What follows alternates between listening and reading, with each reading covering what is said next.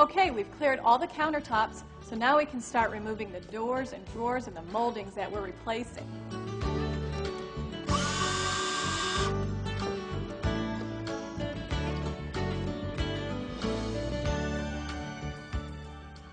Anything like that, any pieces of your cabinet's existing coating which are peeling off, just remove them.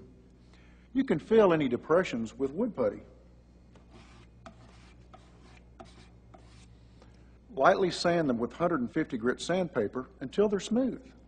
Next, we just clean the surfaces with mild dishwashing liquid and water. Now, be sure you don't get the cabinet soaking wet. And it's really important not to use solvents when you clean, because solvents soften the finish on your cabinets and they prevent the self-adhesive covering from sticking. Now it's time to begin our installation. Let's start by gluing the plywood pieces to the end panels. Now remember, you measured these panels, so your plywood is pre-cut to the correct size. Just squeeze some carpenter's glue on the back side of your plywood, and then you're ready to apply it to the cabinet end. Great job. Okay. Now be sure that the front edge of the plywood is flush with the cabinet's front. Then secure the panel with finishing nails. Now, if you're going to use doors on your end panels instead of plywood, then wait until you've applied the self-adhesive covering to the cabinet fronts before you install the doors. If you chose molding, you ordered the plywood panel a little small. The gaps will be covered like this with the molding. We'll install the molding a little later. Now sand the rough edges with 150 grit sandpaper until they're flush with the face frame.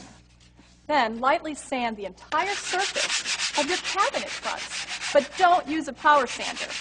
After you're done sanding, just wipe down the cabinets with a tack cloth. That'll remove all the sanding and dust particles. The self-adhesive covering doesn't stick to raw wood, so spray any exposed edges and other raw wood with adhesive. Or you can finish those spots with varnish. Either method ensures a good bond between the self-adhesive covering and the cabinets.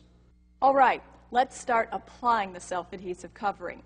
Now we're going to cut the covering about a ½ inch wider and about 2 inches longer than the surface will actually cover. That'll give us some leeway when we're hanging the self-adhesive covering. Now, we want to apply the self-adhesive covering to one cabinet opening at a time. Let's start with the vertical pieces called stiles. Okay, so our stiles are about 30 by 3½ inches. So I'll cut a piece of self-adhesive covering that's 32 by 4 inches. Now you can use a utility blade or scissors to cut through the covering, and it's really easy to cut through it. And this is real wood. Now, when you're finished cutting, peel about 2 inches of the backing off of the strip.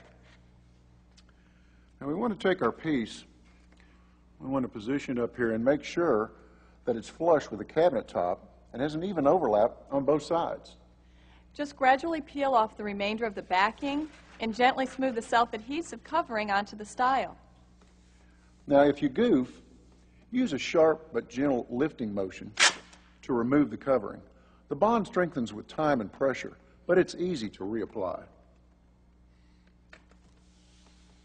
Let's trim away the overlap. Take a utility knife with a good, sharp blade, and then just brace the blade against the inside of the stile. Then just slide the blade down and trim the covering flush with the stile. It's so easy. Leave these tabs at the bottom and at the top.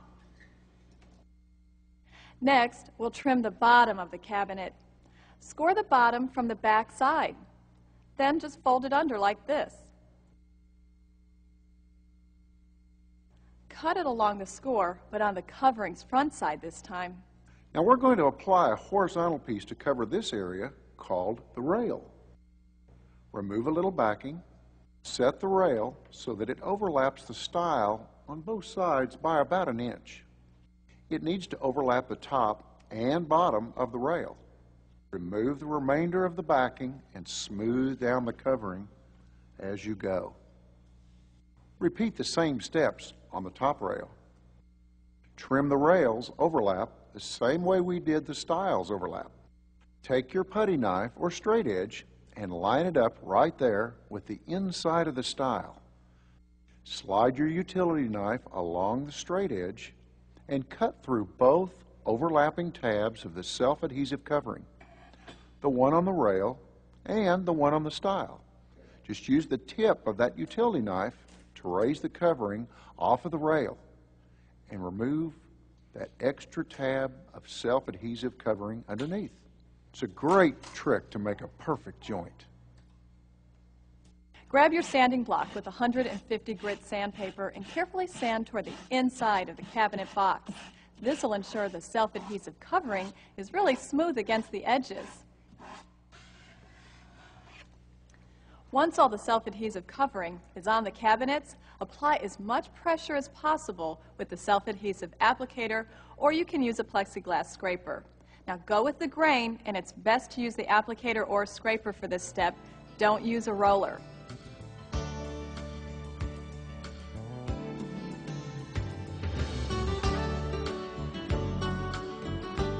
Okay, we're almost done, and let's install the doors. Traditional hinges are screwed in with the drill. If you're using concealed hinges like this, just screw them in.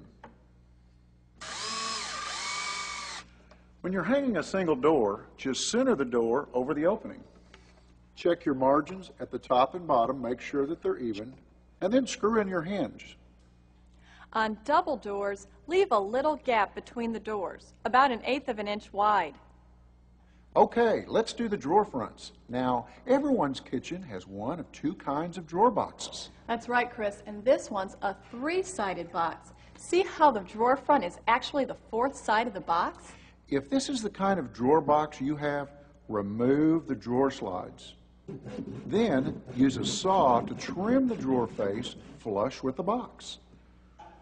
Now, when you put your slides back on, you reverse them. That's because, watch this trick. Just turn the box around to hide the rough edges you cut, and then you just screw on your new drawer front. A 4-sided box is different. The drawer front is mounted to a separate piece that makes up the front side of the drawer.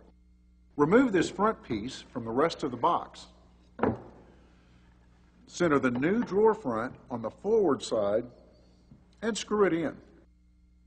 Last, we'll install the moldings in the topper. One tip, use a drill to make the nail holes. That prevents the wood from splitting. Leave the finishing nail exposed about 1/8 of an inch so you don't ding the molding with the hammer. Then, use a nail set to set the nail below the molding. Wood putty will fill the holes for a nice, clean look. Wow, updating the cabinets made all the difference in the world. It really did, Debbie. This sure was a lot less expensive, quicker, and cleaner than tearing out cabinets. You know, this is the perfect way to remodel without all the expense and hassle of ripping out cabinets and building in new ones. Plus, a new-looking kitchen can really increase a home's resale value. I agree.